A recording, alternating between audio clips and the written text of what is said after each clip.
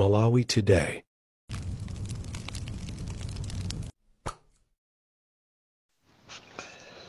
The DC Presidenti wantu osauka woyamba kuno ku Malawi lero ndazuka mokwiya kwambiri poona ndi mmene ziko la Malawi likuyendera.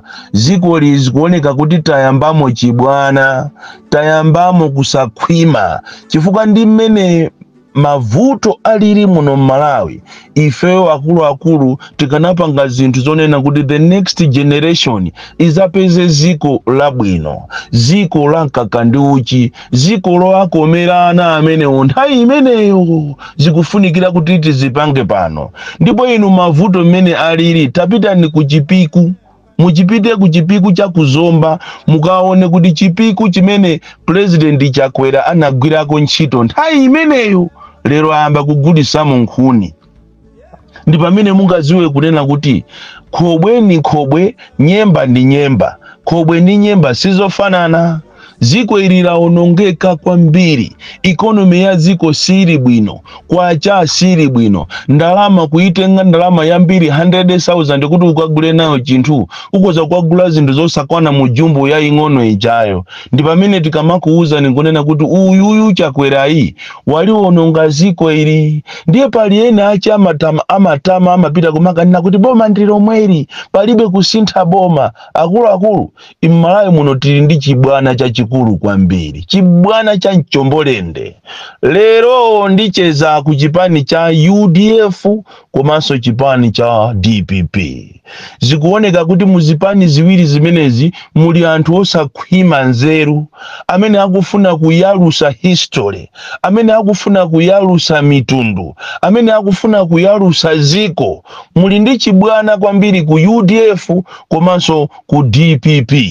Ndikuziwa kuti audio imeneyi ambiri akwiya nayo, koma amene amadziwa kuima pa chilungamo cheni ayenera andiyimbire foni, ayenera andilowere ku inbox, ayenera ndithokoze chifukwa ineyo lero lini ngoyima pa chilungamo. Chifukwa zimene zikuchitika ku UDF ndi zimene zikuchitika ku DPP ndi chibwana cha Mchombolende cheni. Koma mwina tisanafike kumeneko ndafuna ndikutengereni ku area Sate, ndikufuna ndilankhule ndi inu Amerin Yolam, amene masiku apitawo munali ku Blantyre ku msonkhano wa park kumene munalonjeza ziko lonse. Anthu akumva ziko lonse lapansi kunena kuti sikuzachitikaso mademo azikwanje, ndipo simuzalola kuti anthu azikwanje apite akasokoneze mademo. Ndipo ambiri munatukwana kwambiri kumunyoza Namiwa, munatukwana kwambiri kumunyoza Boni Kalindo, kunena kuti mafunso amene timafunsa kumene kuja tinachita kutumidwa ndi a DPP. Lero mwaziona kumzuzu tikamanena kuti apolisi ndi manyaka. Apolisi ambiri aja amene anapita kumene kujako kumaka anthu amakapanga zikwanja anali apolisi mwakhulupirira. Apolisi ena kuchokera pakana ku Nkhata Bay. Kodi mmazuwa kunena kuti pali apolisi ena ali ku neki ya MCP? Wa polisi tu kumapanga ndale ena pakana anafika size yomayimirira ma primaries ku MCP. Munthu wokuti akuseva ngati wa polisi osachita resign. Lero anthu amene amaenda ndi zikwanja dzulo kumzuzu kufuna kuolesa anthu kuti apange mademo ndi wa polisi ena wochokera pa Nkhata Bay. SCO wa pa Nkhata Bay amene wondi azinzache apa Nkhata Bay. Asiyu ojena made aosi apa Nkhata Bay kumapanga nawo mademo ndi uchisiru weni kufuna kutitenga ziko lingatirano kumanena kuti ifeyo timasapota MCP. Wa polisi angasapota chipani. That is why even olo ku MBC kumukalo wako mupeza kuti ku MBC kuli manyaka okhaokha. Kwaona akuluakulu wokuti anayenera kuti azirerana ndikumapanga programu ya uchisiru ya propaganda. Ena ndinati tikufufuzeni ndi amene simunaononga ziko ili kuliononga nthawi imene muli ku basi shire lines kapena kushire bus lines. Amene ndi amene munaononga zikoli. ene anunga kale madigiri yanu ndiwo kuti simuna kwani nawo 10 years munangotengedwa kuti basi muzigwira ntchito kufuna kukuchitani apizi. Lero mukutenga maprogramu a propaganda ndikumanyoza ziko lino, kumanyoza zipani za anzano, ndikumachita promote mediocrity. Ino ndino makape kwambiri. Ndafuna ndikuuzeni amayi Yolamu, mukamamva tango aitanani Burundi mucheze nawo mwafuse kuti kodi kwanuku munatha wako chifukwa chani. Akuuzani kuti Mahutu ndi Matutsi anayambana nkhani ing'ono wina jana kangolani pa radio kungonyoza mtundu wanzawo zinayambikatu. Lero maziona Burundi akuzunzika ali munomo Malawi ndi awamukuaberawa. Burundi ndi Maruwandizi ndi awamukuabera zinthu zawo kumazunzika kumapanga mabusiness awo anthu olimbikira anthu oziwa kucheza ndi anthu koma inuyo lero mu Africa size yo maabera anthu amene ajawo ndikumatuma kuti azipanga zinthu zopusa muno Malawi. Izi mukuyamba izizi zomatenga apolisi ndikumavala mamasiki ndikumatenga zikwanje ndikumatumidwa ndi andale siku lina muzayambika muno nkhondo tusiya maseweratu ndiye mwaawona anzanu aja mutatenga zikwanje zanu si ajaso anzanu aja nakatenga zikwanje kodi zimene jazo akanakumana ziloli akanakumana zikanakhala bwa ndi uchisiru weni umene ukuchitika muno Malawi. Nkhani yanga ya lero ndi kuzuzula mchitidwe onunkha umene ukuchitika ku DPP komanso ku UDF. Ndamva chisoni kwambiri kunena kuti a UDF akufuna azitukwana a DPP komanso a DPP akufuna azitukwana a UDF pakana kufika saizi yomutukwana msogoleri wakale kunena kuti abale ino a DPP mwafika pokuti muzimutukwana Bakiri Muluzi kumanena kuti amene ujayo ali ndi zisulo musana. Are you really serious? Do you know the history yokuti DPP inachokera kuti? Chifukwa tumwina ambiri inu mwangobadwa simukuziwa history. Andi ineyo sindikuonapo reason yonena kuti nkhani imene ijayo wangulankhula atupere kwawo kuntaja kunena kuti President Mutharika wakula sana atukwanetu anafika saizi onena kuti tima walemekeza imene ijayo ndi right yache komano simu inuso a DPP simu kanapita so kukabwezera fire kwa fire kukatimisa moto ndi moto nzaje. That is a mistake. Ndafuna nene kunena kuti mwina lero Bakiri yo wapweka koma Bakiri ndi tate. Bakiri ndamene anapangisa zothekazo kunena kuti DPP ikhalepo. Kupanda Bakiri kumutenga Bingwa Mutharika ndi kumuyika mu chipani mwaje. Ine sindikukhulupirira kuti Malawi muno tikanakhala ndi DPP. Andi iniyo a DPP ngati panali munthu amene munati muzimulemekeza kwambiri anali Bakiri Muluzi.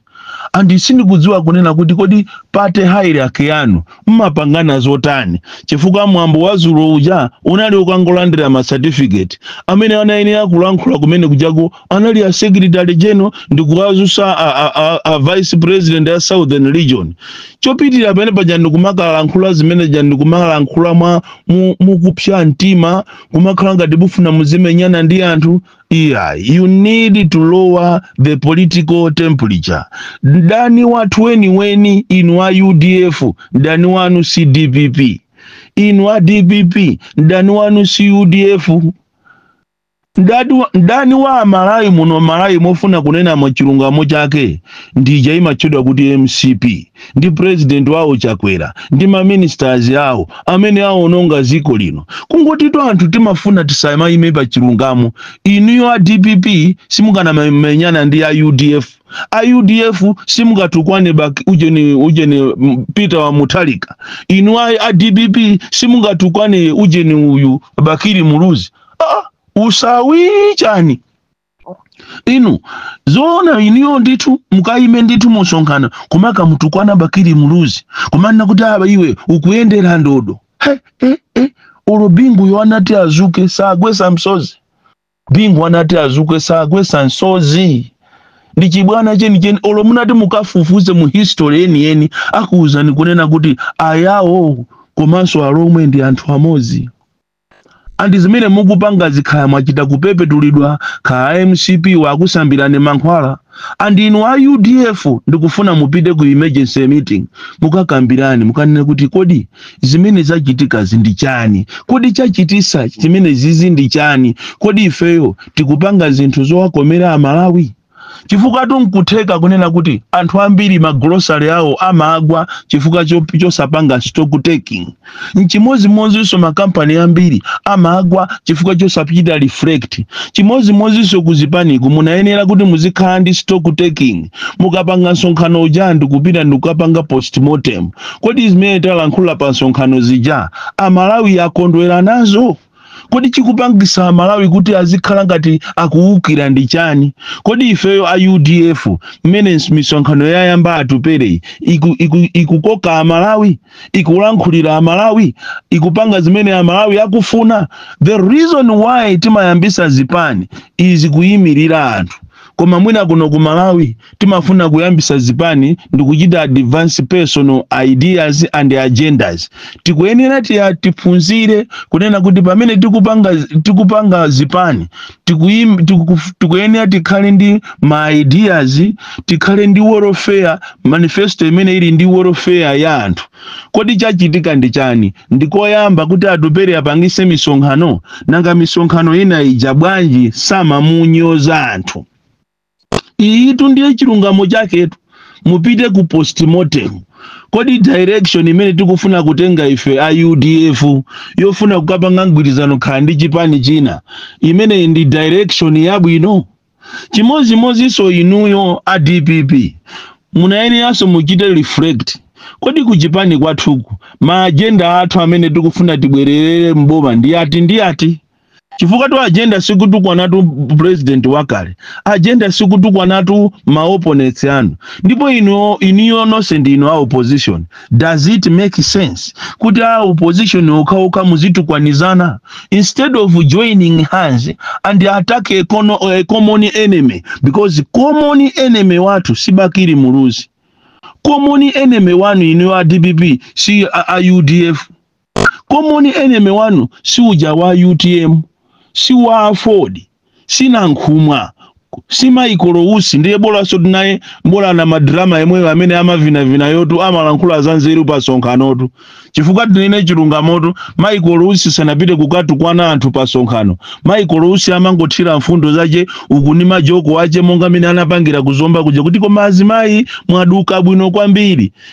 Ndipo mukapa semoni azimayi yanu ayi muli ndi sogolo amalankhula tu bwino. Maikolo has never castigated anyone, even kuchita respect amachita respect ngakhale Bakiri Muluzi, ngakhale Arthur Peter Mutharika. Mwatani inuyo anyamata inu. Tachita ni lower the political temperature. Tachita ni lower and you need to respect, and Bakiri Muluzi is deserving respect. Utmost respect. Osakhala kumamutu kwana pansongano kumanena kuti akuyendera ndodo. That was too much. Inde titokoza Suleiman kuti mwapepesa, but you need to lower the political temperature. Titokoze kuti mwina mwazindikira nsanga kaya kuzindikirisani anthu kaya mwazindikira nokha koma zimene zijazo you went overboard. Inetu sininyengereratu munthutu kuti kaya ni macheza naye ine sininyengerera munthu ndimangonena chilungamo pamene pajapo zinthu zalakwika. Mukuyenera kuti inu anthu iniyo mudziwe kunena kuti kupanda Bakiri Muluzi kumutenga bingu wa Mutharika fact to fact DPP kunalibeko. Kupanda Bakiri Muluzi kunena kuti mwina nditenge anthu akumtundu kwanga, zimene ziwakanakhala kuti Bakiri anali munthu wajera kuti ningotenga naye ine ndine muyawo wakumachinga nditengeso muyawo wakumachinga nditenge muyawo wakumangochi. Ndiye kuti DPP kunalibe. Pomwe inu wa DPP pena bagaso mujipani mwanu mulimu anthu osaganiza. Ndi apa mukumanena kuti mufuna nokha mukayimirire upresident, nokha mukufuna so vice president. Anthu opanda kuthokoza, anthu opanda mwayi, anthu orozedwa kwambiri inu wa DPP. Mene Malawi wafikira munayenera kuti muchite join hands. Andiso ngutheka kuti UDF akuchoka chifukwa cha certain individuals. andi munayenera kuti niyo mukhale ndithu pamozi a UDF, a DPP, a FORD, a UTM, andani anankhumwanja nonse mukhalire pamozi ndikuchita fight a common enemy. Koma ine mukufuna lero ndithu a UDF muzikatukwanizana ndi a DPP. Are you really serious? Mwayiwalira iniyo a DPP zimene apanga a UDF, komanso ino a UDF mwayiwalira zimene akupangira na a DPP. Inu kuti ndinu ana abanja limozi mtundu umozi. Mmaziwa kunena kuti ayawo ndi alomwe anachokera kuti. Mmaziwa kuti anthu ife ni makhazeni. Mukufuna muyaluse ziko chifukwa chani? Ndili wokwiya kwambiri mama wangu ndakwiya kwambiri ndi nchitiro umene wachitika zulo. Sinakhulupirire ya zimene zachitika zana, sinakhulupirire ya. Mukufuna ziko likuti chani? Anthu atisekatu. Anthu akusekani chifukwa inu munachoka ku Morogwe ku 1887 ndikubwera kumadera awa Mulanje wa ndikumachola muti imenemu ena naasoka asilamu ona ayawo naasoka mwa mwenyemu. Ndiye chifukwa cha nsanje uyuyu muje ni mulomwe yamampangira nkhaza nzache ndi pamene kuti ananyanyala tu muyawo uja ndikutenga anache ndikazache ndikumapita ena kuzomba ena kumachinga ena kuje ni kumangochi. That is why mukapita kumangochi nyumba ziwiri mpeza mulomwe, nyumba zitatu mpeza mulomwe, nyumba ina mpeza muyawo kumachinga. Choncho pakana muzomba antu ife ndife amozi. Ndafuna ndichite condemn that in the strongest term kumutu kwana bakiri muluzi simu na chite bwino. Andi zimene zizi even sogoleri wanu Arthur Peter Mutharika sanga kondwere nazo. Ni muntu ofasa kwambiri wokonda ntendere. Andi mwina nkhani ya migwirizano hii zipani zina zikufuna koma muti mulepherese ndi inuyo IDPP. Kuli anthu ena amakani kwambiri malomo kuti mukonze mavuto a muchipani mwanu. Anthu akudandaula ma primary sana ende bwino ngati kuli kwina kumene kusana ende bwino ma primary ndi ku DPP. That is why anthu ambiri ati aime independent. Ndino anthu ozikonda kwambiri. Bon Klindo the DC mwana woopsya kwambiri, the most deadly and dangerous child from Jeza Village TA Mabuka Box 76 Mulanje, Malawi, Southern Africa.